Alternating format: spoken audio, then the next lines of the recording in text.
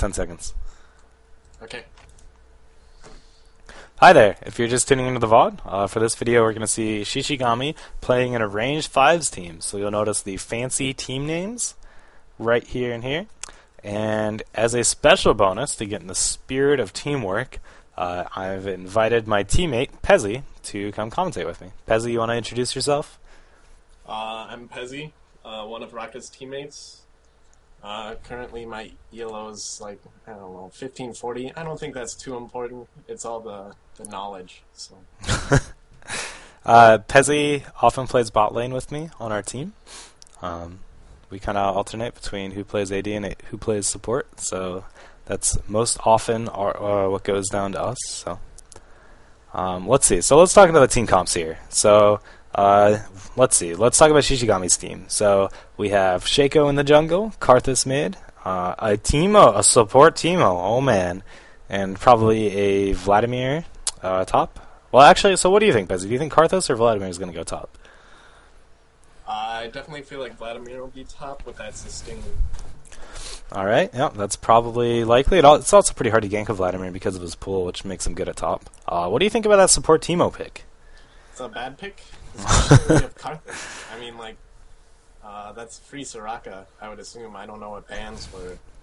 But the enemy team didn't pick Soraka, so it didn't end up being a big deal. Maybe Soraka was banned. It's hard to tell. But anytime you pick a Karthus, you definitely want to try to grab Soraka as well, so that the enemy team doesn't get Soraka, since her ult just counters Karthus' ult. But looks like the enemy team did not get Soraka, so it's not a big deal. So what do you think about the enemy team's team comp? Who do you think has a stronger comp going into this game? That Morgana and Sona, with their ults together, that's extremely effective. And Kog'Maw should be able to sit in the back there. Oh, looks like we got some action. Shishigami getting caught for the first blood. So that was a little silly right there. I think you definitely could have avoided dying. Look, I think you're probably distracted, like typing or talking to friends, because you definitely could have avoided that. You could have just walked away. And more first blooding. Teemo dies in the jungle. It's just a slaughter right now. Chinese noobs. So, yeah, anytime you are doing like invading or at level 1, you want to try to be with your team and just be really cautious of people invading and be ready to just be ready to run as soon as you see someone. So, especially with a Shaco jungle, people like stealing Shaco's jungle. Shaco did a really good job. I'm pretty sure he just smite stole that blue though. As a solid smite. Yeah, a very good smite steal. So that's actually going to put them really far behind. Shaco is double buffed at 2 minutes now, and that's going to be really scary. So hopefully Shaco puts a lot of pressure on lanes. And with all of them bottom, that Vlad really needs to be pushing. He could be denying XP right now, and he's just kind of like frozen the lane a bit. So. Alright, so a good first blood. That's definitely red buff Shaco is really good for that. One thing I will say is that when you're Karthus and you have a Shaco on your team, communicate with your teammates to figure out like if he's going to gank early. It might be worth it to take wall at level 2. Your Defile didn't help you in that gank at all. I don't think you got any Defile damage off. But the wall would have slowed them a lot and reduced their MR and armor. So Shaco just being real terror right now, messing with the Nocturne.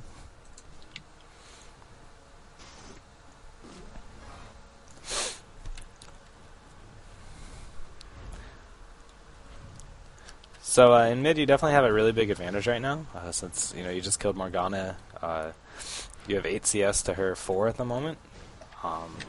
But as far as the Karthus Morgana matchup goes, that might be a little rough for you. Karthus does have the benefit of having like the pushing power to deal with Morgana, because one of the reasons Morgana is so strong is she just like W's creeps and pushes to your turret. But as we just saw right there, you can just do the same thing and clear waves. But I think it's less mana efficient for you, so you might want to watch your mana levels. Try to beg that Shaco for the next blue buff. What do you think about that matchup, Pezzy? You're definitely doing a really good job of farming and keeping the lane at equal. You definitely don't want that Morgana to push, because that just allows her to go and gank. So. Solid.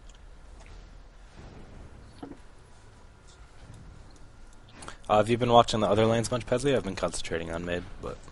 Well, bot lane, it's kind of an odd combo there with Caitlyn Teemo. definitely needed to be more aware of that ward with that Nocturne gank. I don't know what the time is at for you. I'm probably watching it right now. Okay. Yep. Yeah, and we do see I that. definitely saw that Nocturne come in, and there was a really late reaction. Yep, and that definitely delayed. Okay, so it looks like you're just running a little bit ahead of me, but that's alright. Now you can just you can predict what's going to happen and act really smart.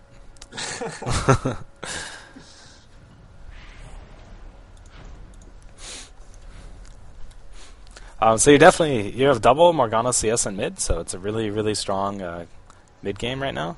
You're doing a really good job of farming. Just in general, like for anyone watching, some tips on Karthus. Since his Q does like double the damage if it only hits a single target, you'll notice like if Shishigami specifically wants to last hit a minion, he'll throw his Q way off to the side, so it's just barely hitting only the minion he wants to hit, and that'll make sure to do the double damage, and it makes it a lot easier to last hit. So.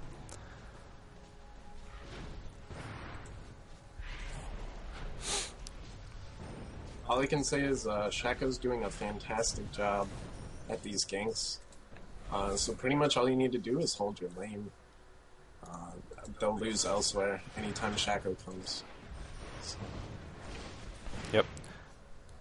And with a strong Shaco who's getting really strong early gank pressure, you just have to play passive and just farm your lane until Shaco comes, and then go crazy and kill him. Shaco ganks are really strong because it's really hard to react to them. He also slows you a lot, so it's really hard to run away from him.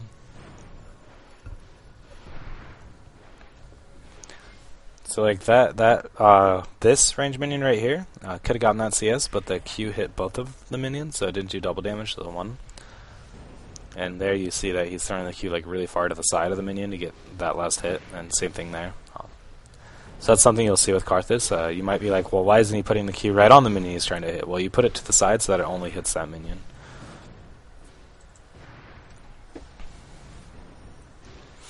They're in bot lane. I don't know if you see that shaking there. Could use a little more communication with those boxes. Get on that when that locks up. Well, yep, he does have a nice box nest in the tri-bush at the moment. Is that what you're talking about? Yep. Am I that far ahead? Yeah, I think you're really far ahead. Pause it for a bit. Okay. I'm at 750 now. Alright. And 755 now. So we actually see Vladimir just killed Garen, which is really surprising, but it seems like Garen should definitely be winning that lane, but he's actually 2 levels behind and is getting zoned pretty hard. And I think that stemmed from that level 1 play. Vladimir was able to sit top that whole time while Garen was like running around bottom and helping his team, and that put Garen really far behind to start out with. So that's one thing to consider when you're invading as a team. If you're invading their bottom jungle, you probably want to send their top jungle or your top lane. Oh my god, cat! You probably want to send your top lane back to top very soon, because if their top lane is able to sit in top lane and get an experience advantage, it's really hard to force them. Like, it's really hard to lane top if you have a disadvantage. So this Garen, I mean, you can see he's level 5 and Vlad's level 8. He started with a level disadvantage, and Vlad's done a good job of keeping him at that level disadvantage. So always be aware of that when you're doing a level 1 invasion. You don't want to set your top lane very far behind.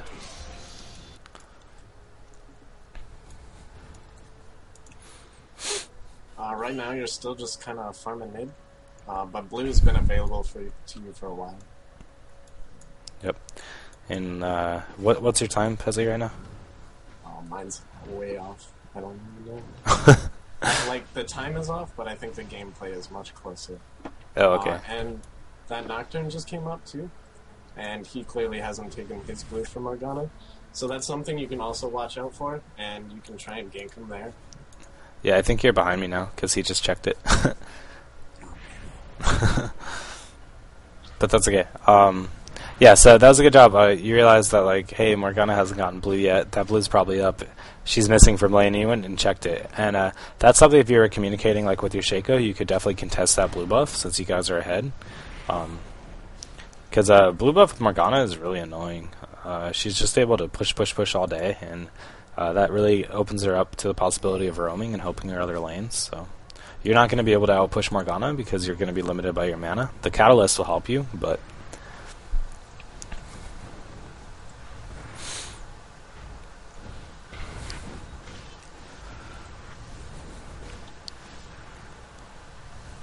so good damage on the Morgana.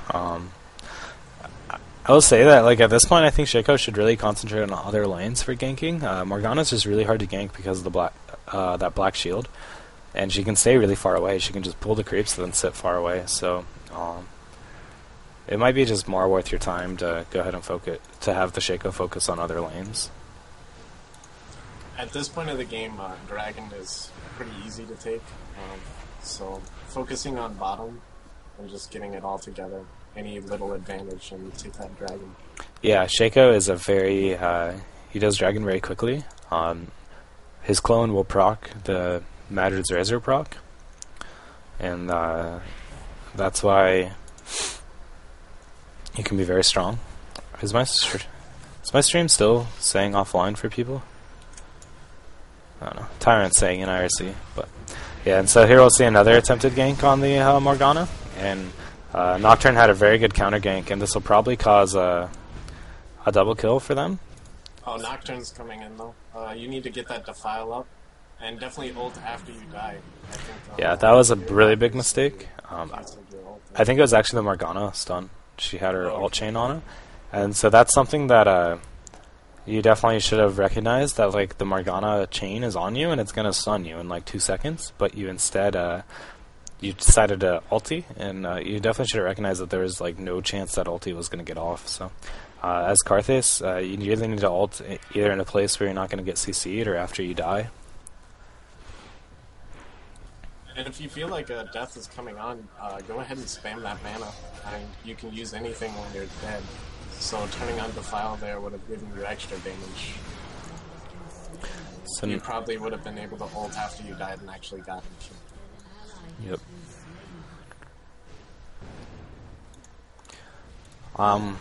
So you have enough for your Route of Ages now. You always want to try to get that as early as possible to give it time to charge up. So you're definitely last hitting well. 102 at 13 minutes is really solid. It's the highest in the game. So good job on that front. Being aggressive against Morgana, I'm not sure how I feel about that. It was good because she had her pool on cooldown because she was farming with it. And the thing with Morgana is, like, if she uses any of her abilities, she can't kill you. Now we see a very aggressive flash ulti for Morgana, though, and that's an easy kill for her. Anytime you don't have a flash against Morgana, her ulti is pretty much just like it's like an insta dead for you if you can't kill her. But because Nocturne went mid, your team was able to sneak a dragon there, so that was a really good play by your team.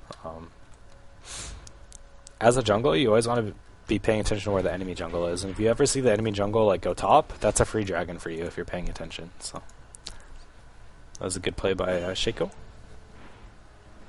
Well, it definitely depends on how the bot lane is going. True. But you do have... I don't know, that Kog'Maw's like 4-1, but you still have control over him. So that's pretty solid. It's that support Teemo. The Teemo blind. Who cares how fed Kog'Maw's is?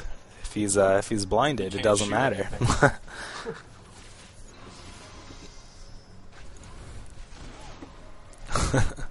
Teemo support. I don't know, Pezzy. You think we should run on our team? Perhaps. I was actually thinking the other day, on my AD carry, if I run support, some masters, and get the gold bonus, I can get red elixir and green elixir. Just start off with that. Start double pot. Yeah. So then new meta. The random number generator on the crit thing for that bonus damage. Ah, I see. Something to try. Really big, get a double kill, and then I can go back and buy real items.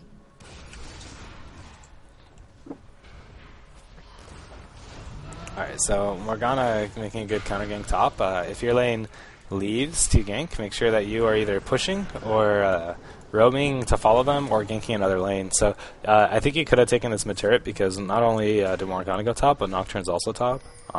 He kind of dipped down here and then came back. So you wasted a lot of time for no reason. You could have gotten like 4 to 5 auto attacks on the mid turret, but you didn't.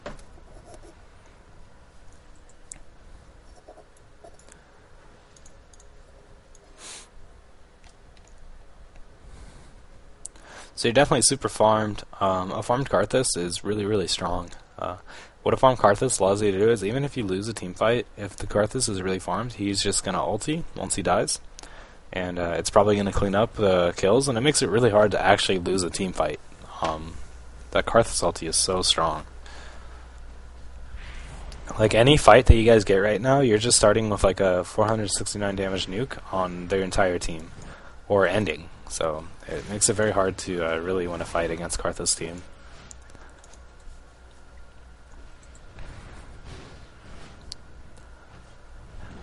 So you definitely want to be careful since Morgana was lurking around here when you're taking this blue buff, and it looks like you're actually getting collapsed on. So I don't know if they're going to move to contest it. They're too late. You did get the blue buff, but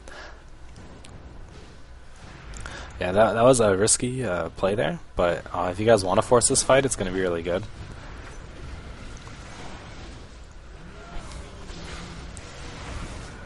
So yeah, with your flash up, you could have flashed like over this wall or something, or just flashed out of there. But your team's still going to win that fight, so it's not a big deal.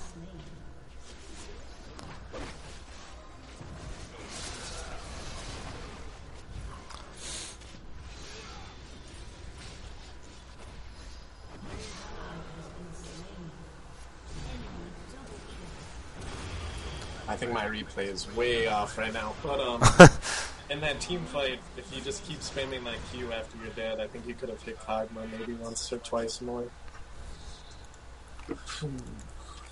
I really don't have anything. I don't see life bars, and my time is way off. That's a bummer. I'm not like well versed on Karthus builds, but I know a lot of people really like Archangels and Tear the Goddess on him. In general, I don't like that item, but Karthus is one of the few champions where I think that it might actually work well.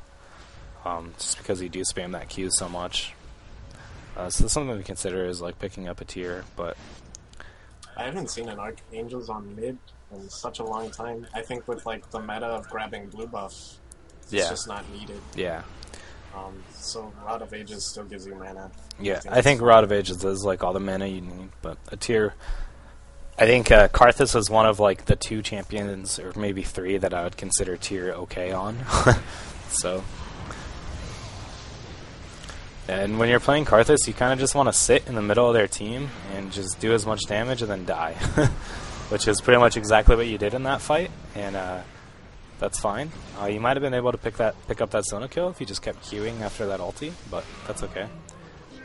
Your team is not winning this fight. I don't think you had Kate there, so that's a problem when your AD carry is not in a fight. But it actually didn't end up too horribly for you. Just 2 people died for you, and 3 people are dead for them. So trading in your advantage is nice, especially considering you're a man down that fight. But I haven't seen the most recent dragon. Is that? Oh, there it goes. It's just spawned.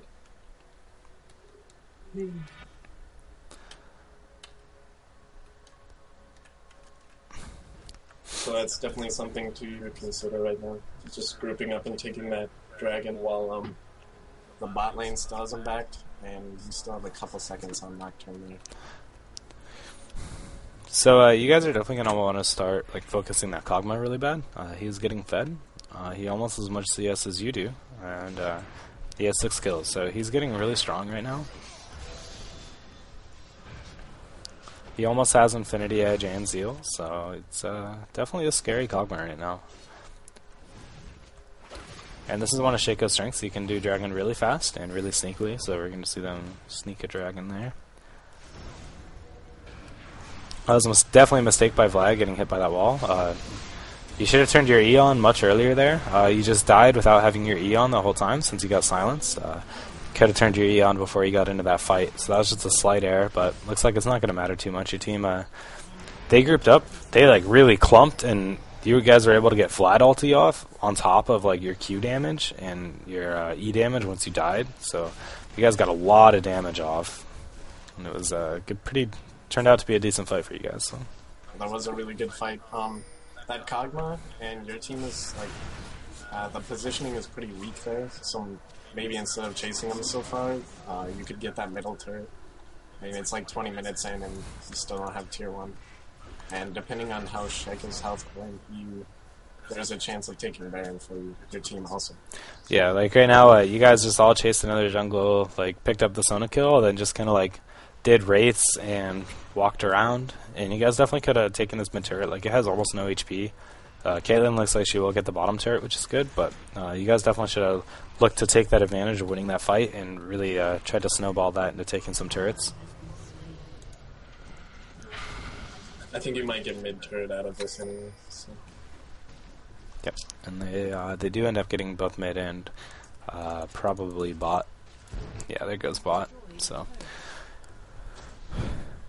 with all tier 1 turrets down, you guys definitely have the advantage of map control, and you want to keep their buffs warded and timed so that you can try to control them. So.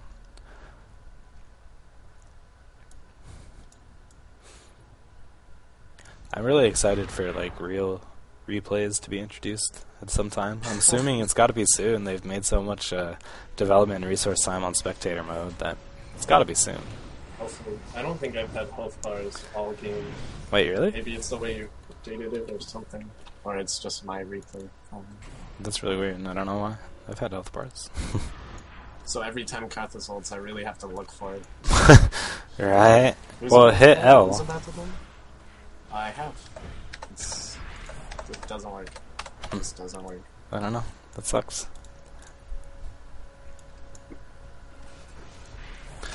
So I think that in this game it's pretty obvious that you guys are just kind of 5 people playing together and not really acting as a team. This looks, I mean, just in general, play a lot like a solo queue game. Like your team play is kind of non-existent. Like right here, we see you guys getting caught all separate, but it actually turned out really, really well for you because they played it horribly. They killed you as Karthus, and then they fought on top of you with a Vlad ult on them instead of just running away. It was really dumb of them, like really dumb. They had a much bigger advantage starting that fight because they picked you off, and like you guys were all scrambled and not there, and they should have just ran. But instead they like decided to fight on top of a dead Karthus, and then Vlad ulted, and they just all died to you. So the Vlad with Karthus is a very strong combination that you guys are using really well, mostly because they're just playing it horribly. But once again, you guys win that fight, and like Shaco goes to do race, and Teemo goes to lay mushrooms, and you guys could have taken this mid turret. So yeah, everyone seems to be doing their own little thing right here. And since you're in 5s, and I would bet you're on vent or something together, communication should be something really easy for you. So just like focus a tower, group up, do something together. Every time you hesitate is like a little mistake for your team. And you guys are definitely much more talented like individual players on this team that we're noticing, just because you guys are winning these fights that like you shouldn't be. But like you keep winning these fights and then not doing anything with the fact you just want to fight. And how you really win games is, you know, you take an advantage from, you know, as an example, winning a fight, and you create more advantages from that instead of just kind of going to do race, because taking their race is not a big advantage for your team. You're just individually farming. And a team game right there. You just 1v3'd them until you ran out of mana, but and then Shaco came in for the kill. So you just picked one, and so you just killed one, and now you need to look at, okay, what can we do with the fact we just killed Sona? So once again, you guys are doing race instead of pressuring a turret. So your team is definitely, you really like race, and I guess they're really important. But so Shaco getting hit by that binding is silly. Like, you have Deceive as Shaco, and you can even dodge things with your ulti, and like there's no reason for that that binding to hit the Shaco. But once again, you guys actually end up okay in the fight. I actually didn't get to see that fight because of Nocturne ulti, but I'm assuming that they just grouped up for Vlad ult and big Vlad damage, because that's what they do every fight. They just clump for Vlad, and so you guys still won that fight, but And like, either they probably should have taken the pressure off because you had just based, or you had died, right? So you were sitting in base. no, he had based. I guess you could send. Oh man, I'm missing so much. Well, yeah, and even if they kill Sona though, if you go back to base, you know, and Sona respawns about the time that you're like leaving base, she's gonna get there faster since you're fighting in their jungle. So Definitely. always something to consider. And one thing you guys should be doing, like, since you have both Teemo and Shaco, you guys should really start, like, just setting up complete Baron control. With all of those traps, you could really set up, like, a situation at Baron where they just can't contest it if you guys start it because you just have so many traps and mushrooms. So that's one thing you should definitely do if you have, like, a Teemo or a Shaco, and especially both, is just start, like, trapping the hell out of the Baron area. Yeah, your Shroom Wardage down at Dragon is nearly perfect. I don't think there's any way they can get to that. And this late in the game, it needs to be focused around Baron. And like the blue was up there, if you had blue control also, that would give you a huge advantage in that fight with Morgana. So there's just a lot of like, your team should be really hard for Morgana to hit bindings on because of Shaco Deceive and like Vladimir Pool. But like Vlad and Shaco just keep getting hit by these long range bindings that, you know, they should be completely avoiding with their skills. So you guys should have engaged there earlier too because Garen was pushing that bottom tower. That's definitely a 5v4. I see Kate has no mana though. Kate doesn't need mana. It's the one health bar I can see, alright? Wait, really? You can see Kate's? You guys all backed off doing separate things in the jungle. And once again, we see Shaco getting caught with a binding. His Morgana is definitely their MVP. She's playing really well, but and I talked about this in my Kate game, but you just saw Kate ulti in the middle of a team fight, and she just lost so much DPS. But good focus by your Kate to kill the Kog'Maw there. That was good. Still so behind. Alright, so that fight went really well for you guys. Once again, that's a fight that they should win because like the Morgana initiated it really well and instantly blew up Shaco, and then it's a 4v5. But then they just totally misplay it. They clump against Vladol and they don't focus the right people. So I mean, you guys won that game, not by being a stronger team, but just being stronger players individually. So as a team, you guys really need to work on, you know, really capitalizing when you win a fight and pressuring turrets. Wraiths are not as important as you guys seem to think they were. So, yeah. Well, what do you think, Pezzy? Closing remarks? There's definitely so many situations where you could have had a bigger advantage, and every time you took the lesser farm, and it kind of dragged out the game. I mean, those are the games where you're gonna go on for like 50 minutes, and that just gives them more time to catch up. I don't know why we'd want to do that. So.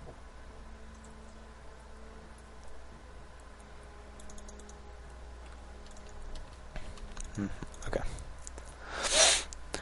Yeah, so I mean, it wasn't a bad game, but definitely, you guys definitely need to play together more to really work as a team. But it wasn't bad. And in that team play, it definitely helps if you just have one person making the shots, and if everyone can agree with them, then there's like no hesitation. Yep. And your general team play will just go a lot better. Just have that captain. Everything will run a lot more smooth. Yeah, definitely. And that's definitely something, like, if you guys, you know, you guys would win a team fight and, like, one person would go race, one person would go back bottom, Teemo would go mushroom, and if you had just one person making calls, like, as soon as you win the team fight, having one person go, okay, push mid, you guys would all be on the same page, and you guys would be much more effective. But yeah, that's about all I have to say for that.